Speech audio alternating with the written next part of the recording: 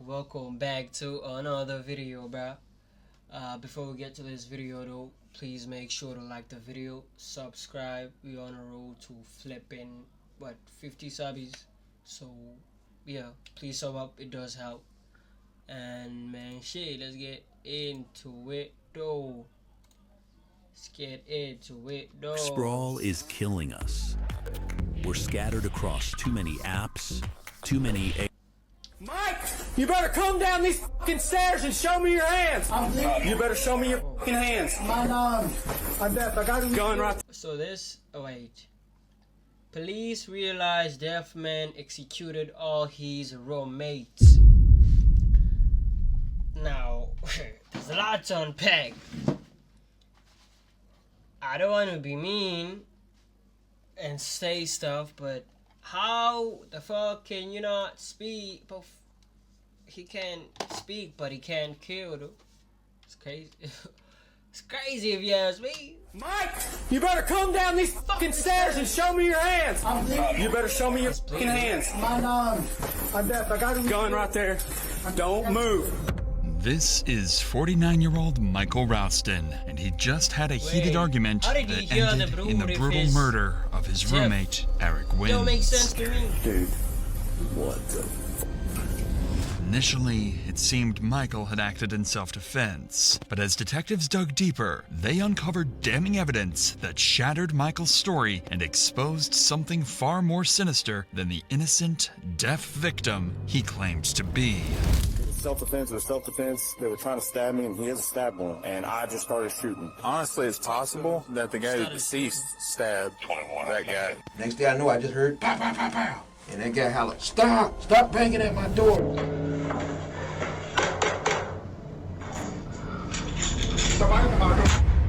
Whoa.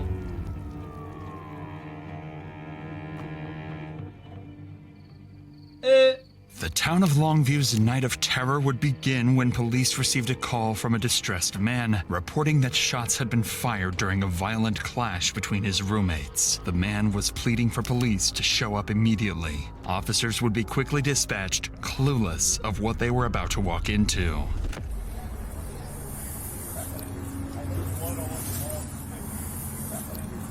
Open the door.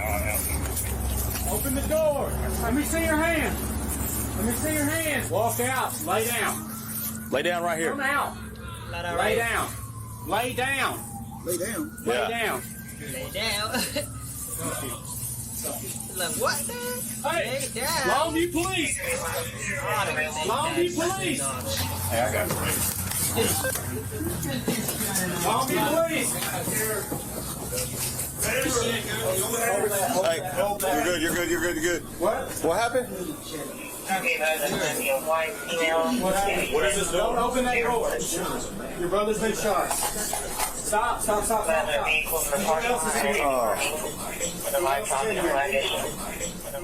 Upon entering the house, officers found an unidentified man bleeding heavily on the bathroom floor. The victim told police that his attacker not only stabbed him, but shot his brother as well. These terrifying accounts prompted officers to cautiously divide into teams, preparing to advance and search for the potentially shot victim. Hey, let's go around back.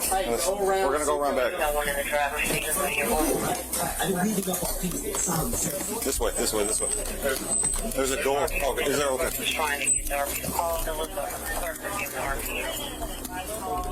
It's a feeling, yeah. There's an upstairs, bro. I haven't seen anything. Let's make entry. I want to see that. When officers entered through the back door, they found a man dead at the bottom of the stairs, just a room away from the other injured victim. This put police on extreme edge as they prepared to move upstairs. Who's up there? Longview Police. Hey, who stabbed you? Where's he at? Hey, Mike, you better come down these stairs and show me your hands. Hold on. Push up. Yeah, let's go. Crazy part is he can't hear any of these. Push left. All right. You better show me your hands. My mom. Show me your hands. Hold that. I'm bleeding. Don't you move. I love. I'm deaf. I got a Gun right there. Don't move. This is 51-year-old Michael Ralston, another resident of the building, and the supposed attacker. Don't move. Don't move, buddy. Don't move. You got him. Yeah. Hold on.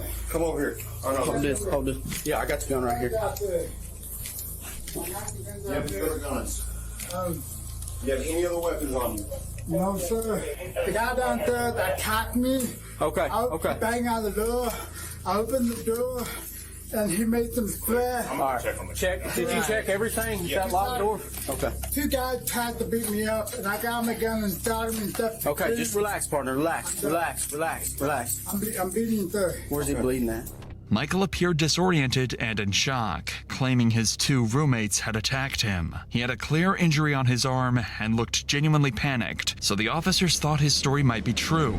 Back downstairs, officers spoke with the wounded victim, Jonathan, who was still alive, but struggling. As he was prepared for transport to the hospital, Jonathan reaffirmed that it was Michael who had attacked him with a knife and claimed that Michael also shot his brother, Eric Wins. This was confusing for the officers, as Michael claimed he acted in self-defense and that Jonathan had attacked first. Both men were pointing fingers at each other. But one thing was clear: someone was lying, and it was up to the detectives to figure out who. It's kind of hard to gather information because one witness came out covered in blood, wearing underwear. He got detained. Turned out to be a witness. He's mentally challenged. When I got here, EMS was dragging one guy out who'd been stabbed repeatedly out there. That's the guy at the hospital. Yeah, which they. So. Oh, really? The other guy's just flat deceased. He's back there. Oh, we already do have one like that? Yeah, he's. I wasn't sure. I thought maybe we had these two. No, he's deceased. He got shot in the head, so he's gone completely. We know who the actor is? Yeah, the guy at the hospital that Potter's with. The deaf guy. What's that? The deaf guy that Potter's with in the hospital. He got a severe laceration on his arm. To make sense of the situation, officers needed to establish the circumstances surrounding the shooting and what led up to it. But with Jonathan in critical condition, he was in no state to be interviewed yet. So for now, detectives decided to sit with Michael for a formal interview, hoping his statement could establish a clear timeline of events and shed light on what had really happened. Here's what he told detectives. According to Michael, he was about to go to bed when Eric suddenly started yelling and banging on his door, aggressively trying to pick a fight. Michael stated he had no idea why Eric wanted to fight. Then suddenly, Eric kicked in Michael's door, swinging it wide open. Quickly, Jonathan, Eric's brother, rushed in to attack Michael. They struggled, but Michael was able to pick up his gun and go to reload it. However, Jonathan managed to kick Michael's gun away before any bullets were fired. That, he said, was why he pulled out a knife from his pocket and began stabbing.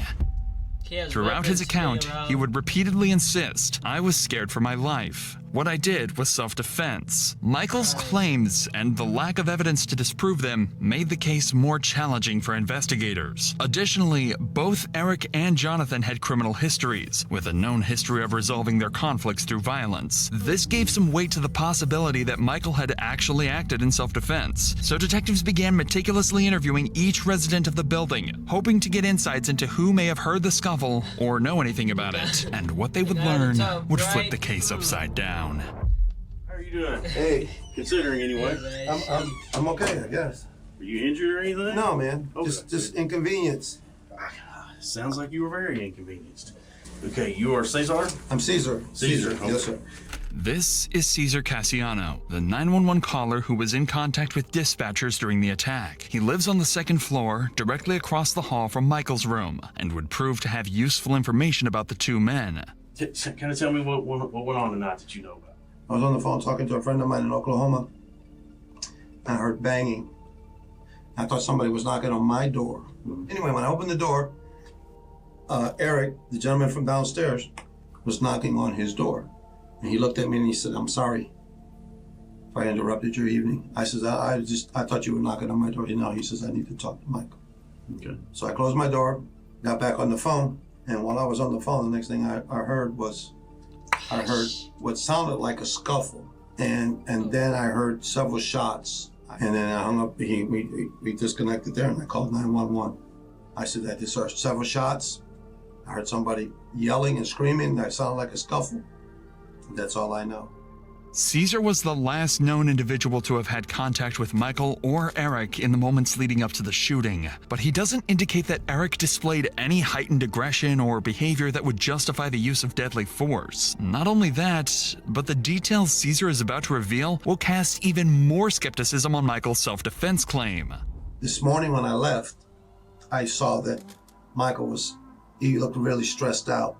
But I told Matthew, I said, listen, I've met Eric a few times and I talked to him. And he's not beyond trying to bully somebody. Okay. Or posture with you. But he could posture with you if he felt like he wanted to press an issue. And I think by his mannerisms, when he was knocking on Michael's door, that there was an issue bigger than what might have been casually looked at, something. And in listening to the girls in the van that live in the building outside of, they said they've been going back and forth for some time. So there was some mounting tension over what, I have no idea. Okay.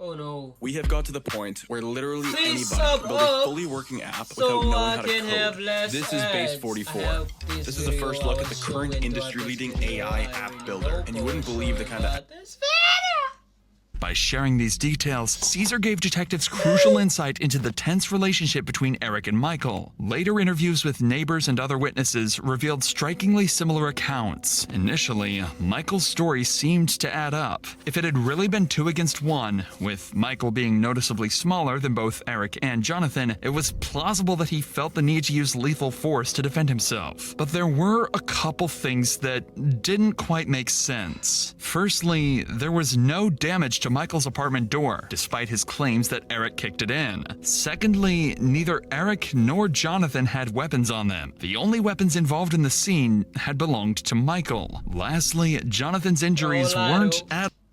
I don't know. If you are a deaf guy, you probably need to have some weapons around to defend yourself. Right? But, hey man, shit. But I'm just saying though. At all consistent with Michael's story. Jonathan had been stabbed over 20 times. He had sustained 1 injury to his side, and the rest of the stab wounds were on his back, neck, and head. Based on the placement of the injuries, it appeared Jonathan had been savagely attacked while facing away from his attacker. All of this made it seem like there was more to the story than simply self-defense. Jonathan would remain in critical condition for hours, having lost a significant amount of blood and requiring multiple transfusions. Miraculously, he eventually stabilized enough to reveal to detectives the biggest bombshell yet. He reported that, throughout the day of the attack, he had started receiving Facebook messages from Michael. Jonathan was confused by the messages, as he had only just moved into the property and had never spoken or interacted with Michael directly. He stated the messages were threatening in nature and that the messages he was receiving got more unhinged as the day went on. In his last message, he said that Michael referred to him and Eric as cockroaches that needed to be exterminated. These messages demonstrated how Michael viewed Eric and Jonathan's lives as expendable. Remember that Caesar had mentioned Michael's strange behavior that morning? He was agitated and frustrated. Michael also claimed he was about to go to bed when Eric kicked in his door. However, going to bed with a loaded gun, an extra clip, and a pocket knife at the ready is more indicative of someone preparing to exterminate a problem rather than simply going to sleep. Michael's story was already seeming to crumble, and when police found their most disturbing lead yet, a clear picture would be painted of the gruesome night. Next to Eric's body, police had discovered his iPhone, and as it turns out, Eric had recorded the entire attack. This changed everything. It was now clear this wasn't self-defense. This had been done in pure rage. Sergeant. I am dead. Oh, no, wait. Oh, so he I'm deaf, loud. Do not talk to me or holler my name before I open the door because I can help. I don't know. I can help spread through no door. I don't know what that word is, but wait till I open the door before you open your mouth. Okay?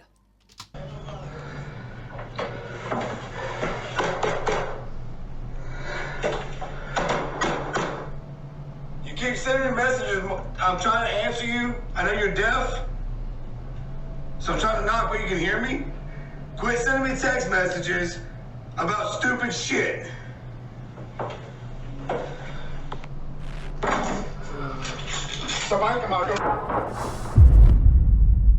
The video completely contradicts Michael's rendition of events and certainly disproves any claim of self-defense he had. There were no threats, no kicking down of doors. Jonathan wasn't even involved until he heard the gunshots. Based on the video, Eric wasn't even at Michael's door when he opened it. He was near the bottom of the staircase. Eric was not a threat.